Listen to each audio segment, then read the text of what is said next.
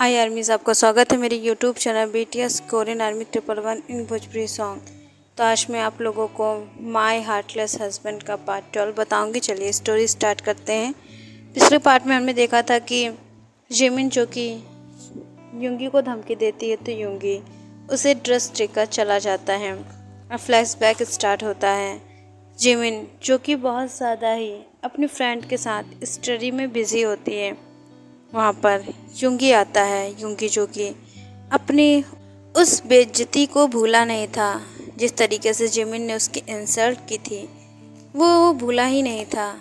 और यहाँ पर वो लड़कियों से घिरा होता है और यहाँ पर जिमिन जो कि उसे देखकर बिल्कुल भी रिएक्ट नहीं करती और कहती है कि अब क्या हुआ, क्या अभी कल का खाया हुआ पचा नहीं जो तुम यहाँ पर फिर से खाने आ गए हो।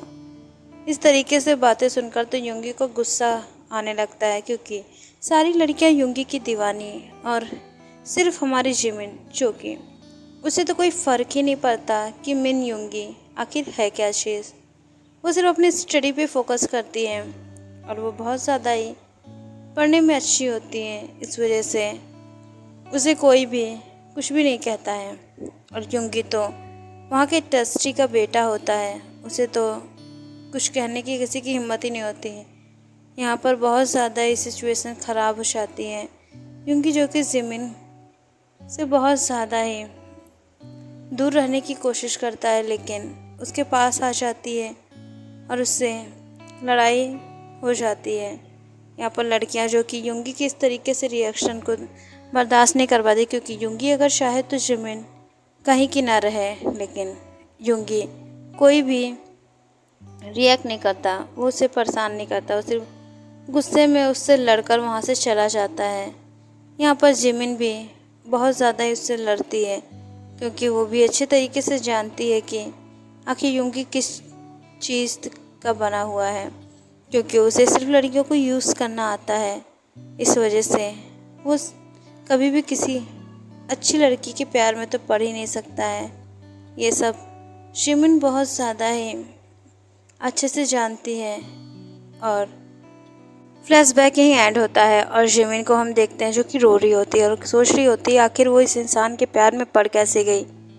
आखिर अगर वो अपने आप को कंट्रोल कर ली होती तो फिर शायद उसे ये सब झेलना नहीं पड़ता। यहाँ पर उस ड्रेस को देखकर जिमिन रो रही होती। तभी हम देखते हैं कि जेके आता है। जेके जो कि बहुत ज़्यादा ही टेंस होता है, क्योंकि वो अब उस कंपनी में जाने वाला है जहाँ पर बहुत ज़्यादा ही सिचुएशन ख़राब है।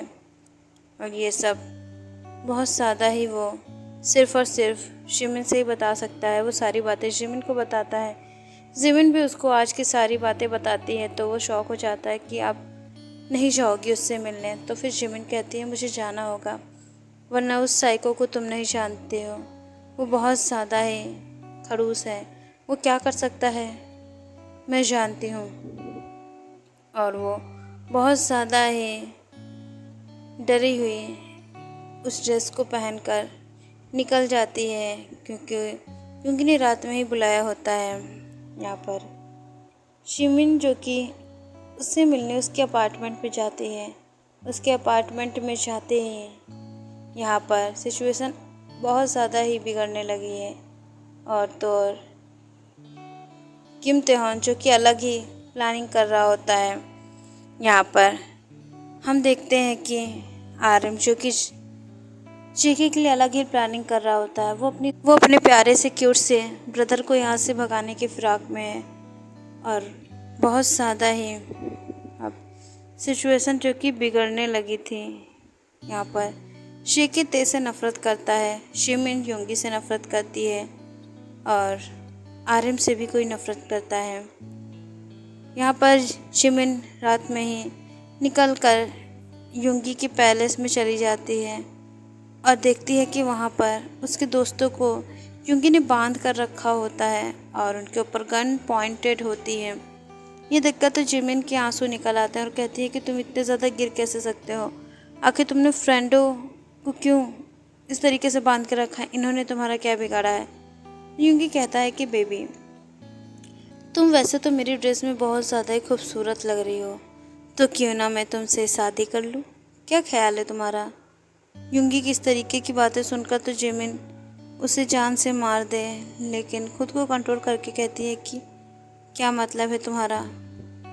तो फिर युंगी कहता है कि मुझे तुमसे शादी करनी है, अभी अभी इसी वक्त यहीं पर। मैंने सारी तैयारियां करवा दी हैं। अगर तुमने शादी नहीं की तो तुम्हारे इस दोस्तों का क्या होगा, ये तो मैं भी नहीं जानता। और मेरे गार्ड्स जो कि बहुत ज़्यादा ही ख़तरनाक हैं, जैसे कि किम त्योन के। यहाँ पर सिचुएशन बहुत ज़्यादा ख़राब हो जाती है और जिमिन जो कि मना नहीं कर पाती है अपने दोस्त की जान बचाने के लिए, उसने युंगी से कहा कि तुम ये सब करके कभी भी मुझे नहीं पा सकोगे। हाँ, ये बात तो सही है, तुम मेरे शरीर को पालोगे, लेकिन मुझे कभी नहीं। मेरा प्यार पाने के लिए तुम्हें और तड़पना होगा, और अगर तुम इस तरीके की हरकत करते रहोगे तो डेफिनेटली तुम बहुत ज़्यादा तड़पने वाले हो और मैं तुम्हें तड़पा कर ही दम लूँगी। यहाँ पर बहुत ज़्यादा सिचुएशन ख़राब हो गई थी। युंगी के गार्ड्स जो कि जिमिन को ले जाते हैं, जिमिन को ज़बरदस्ती तैयार किया जाता है और सभी नीचे उसे ले आते हैं। यहाँ पर सिचुएशन बहुत ज़्यादा ख़राब होती है। सभी जो उसके दोस्त होते हैं वो उसे मना करते हैं कि प्लीज़ ऐसा मत कर। तो फिर जिमिन एक फेक स्माइल के साथ कहती है कि तुम लोग टेंशन मत लो, ये इंसान जल्द ही पछताएगा, क्योंकि इसने उस चीज़ को अपना बनाने की कोशिश की है जो इसकी कभी थी ही नहीं। यहाँ पर युंगी जिमिन से शादी कर भी लेता है और यहाँ हम देखते हैं आर्यन जो कि जेके से कहता है कि तुम यहाँ से भाग जाओ, क्योंकि वो साइको इंसान तुम्हें बर्बाद कर देगा। यहाँ पर जेके भी उसकी बात मान लेती है, क्योंकि वो इसके रोज़ रोज़ की टॉर्चर से सह नहीं पा रहा था। उसे भी ये एहसास है कि आखिर किम त्योन उसके साथ क्या करना चाहता है। अगर वो इसी तरीके से थोड़ा थोड़ा उसके साथ इस तरीके का बर्ताव करेगा और उसे ज़बरदस्ती किस और बाइट करेगा, तो किसी दिन वो उसके साथ ज़बरदस्ती इंटीमेट भी हो जाएगा। ये सब तो बहुत ज़्यादा ही बढ़ चुका था। इस वजह से वो बहुत ज़्यादा उसे मना करने की कोशिश करता है, लेकिन किम त्योन जो कि नहीं मानता है। यहाँ पर आर्यन उसकी टिकट बुक करा देता है। यहाँ पर फैमिली वालों के अलावा किसी को नहीं पता होता है। और यहाँ पर एक बार फिर से किम त्योन जो कि किसी इंसान को मारने के लिए ट्रेन को हाईजैक करवा देता है, और तो और उसने अपने माफिया गैंग से ये भी कह दिया था कि किसी का भी कॉल, किसी का भी मैसेज आए तो प्लीज़ उसे रिसीव मत करना। अगर तुम लोगों ने ऐसा कुछ भी किया तो फिर तुम लोग फंस सकते हो, पुलिस तुम्हें घेर सकती है। यहाँ पर जो आदमी होते हैं वो ते को जानते नहीं हैं, सिर्फ ते का नाम जानते हैं, ब्लैक ड्रैगन, और इस तरीके से उसके नाम की वजह से ही उससे बहुत ज़्यादा ही डरते हैं। लेकिन ते अगर उनके सामने आ जाए तो वो उसे मारने में पीछे नहीं हटते हैं। लेकिन ब्लैक ड्रैगन कोई नाम का ब्लैक ड्रैगन नहीं है, अंडरवर्ल्ड का माफिया है वो। इस तरीके से उसे मारना आसान बात तो नहीं है। इस वजह से यहाँ पर एक आदमी कहता है, ब्लैक ड्रैगन हमने सारे काम कर लिए हैं। तो फिर लकी को देखकर ते कहता है कि चलो ठीक है, अब तुम लोग बिल्कुल भी किसी के भी कॉल्स अटेंड नहीं करोगे, सारी लाइंस मैं कटवा देता हूँ, और कुछ भी हो जाए, चाहे जितनी भी जानें चली जाएं, लेकिन तुम लोग उन लोगों को मारोगे। समझ में आई?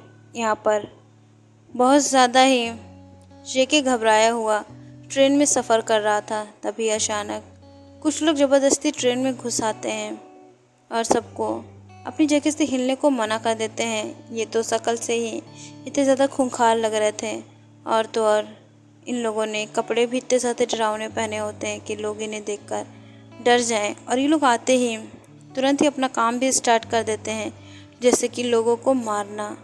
कोई भी इनको अगर कुछ भी करने से रोकता, ये लोग उसे शूट कर देते हैं। यहाँ पर जेके के गोद में एक छोटी सी बच्ची बैठी होती है और उसे वॉशरूम जाना होता है और वो वहाँ पर उन गार्ड से इजाज़त लेकर उन्हें वॉशरूम में ले जाने के लिए रिक्वेस्ट करता है, लेकिन गार्ड्स जो कि कहते हैं कि नहीं, तुम नहीं जाओगी। समझ में आई? और बहुत ज़्यादा सान पट्टी करने की ज़रूरत नहीं है, वरना मैं तुम दोनों को यहीं शूट कर दूंगा। और इस बच्ची को वॉशरूम जाना है ना, तो नहीं जाएगी। शेकी कहता है कि कैसे निर्दयी लोग हो, उसे वॉशरूम जाना है तो जाने दो ना उसे। शेकी जो कि उनसे अब लड़ने लगती है, तो फिर उसमें से एक गार्ड जो कि बहुत ज़्यादा ही शेकी के फेस को देखकर स्माइल कर रहा था, उसका दीवाना हो चुका था, वो कहता है कि तुम ज़्यादा मत बोलो, वरना तुम्हारे साथ आज वो होगा जो तुम सोच भी नहीं सकती हो। एक तो इतनी ज़्यादा खूबसूरत हो तुम, बॉय हो के भी हम बॉयज़ को अट्रैक्ट कर रहे हो, ऊपर से तुम इस तरीके से हमसे लड़ नहीं सकते हैं। हम लोग इस ट्रेन को हमने हाई चेक कर लिया है। अगर तुम लोग अपनी भलाई चाहते हो तो बैठे रहो, और अगर तुम अपनी भलाई चाहती हो तो बैठ जाओ, वरना तुम मेरी प्यास बुझाने के काम आ जाओगी। और इस तरीके से जो हेड होता है वो जेके से बात कर रहा था, और तभी उसे एक फ़ोन कॉल आता है, क्योंकि उसे एक वीडियो सेंड करना होता है कि वो ट्रेन में अच्छे से अपना काम कर रहा है या फिर नहीं। वीडियो कॉल पर यहाँ पर ते ये सब देख रहा होता है। अचानक से ही उसकी नज़र शेके पर जाती है। ये एक झलक ही काफ़ी होती है ते को पहचानने के लिए कि ये शेके हैं। अब तो उसके दिल में बहुत ज़्यादा ही पेन होने लगता है, क्योंकि ये लोग इतने ज़्यादा निर्दयी हैं कि शेके को बहुत ज़्यादा ही बुरी तरीके से उसे हार्म कर सकते हैं, उसे टॉर्चर कर सकते हैं, उसके साथ इंटीमेट भी हो सकते हैं। ये सब सोचकर तो ते का दिमाग फटा जा रहा था। वो अभी के अभी सबको मार देना चाहता था। लकी से कहता है कि जल्दी से ये सब रोको और कांटेक्ट करो वहाँ के हेड को, कांटेक्ट करो उन लोगों में से उसके हेड को, और कहो कि जल्दी से वो लोग वहाँ से हटें, क्योंकि उस ट्रेन में जेके है और जेके के पास ही वो सब के सब हैं, और मुझे डर है कि कहीं जेके को कुछ हो ना जाए। यहाँ पर लकी बहुत ज़्यादा रिक्वेस्ट करके कहता है कि बॉस, अब ये सब इम्पॉसिबल है, और आपको उस लड़की की इतनी फ़िक्र क्यों हो रही है? आखिर उसके साथ कुछ भी होगा तो आपको क्या फ़र्क पड़ता है? ते कहता है कि फ़र्क मुझे पड़ता है, और मुझे उसे बचाने जाना है। कुछ नहीं हो सकता ना तुम लोगों से? ठीक है, मैं अकेला ही जाऊँगा उन लोगों से लड़ने। लकी कहता है कि नहीं, आप नहीं जा सकते हैं, क्योंकि वो लोग आपको पहचानते नहीं हैं कि आप ही ब्लैक ड्रैगन हैं।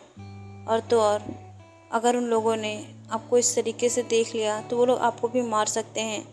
लकी जो कि साफ तौर पे उसे सजेस्ट करता है, लेकिन ते जो कि मानता नहीं, वो अपनी फास्टर बाइक लेकर निकल जाता है। लकी जो कि ये सब देखकर शॉक था कि आखिर उसका बॉस करना क्या चाहता है, क्योंकि उसके आंखों में तो लकी को प्यार दिखता है, पर शायद ते ही ये सब मानने को रेडी नहीं है।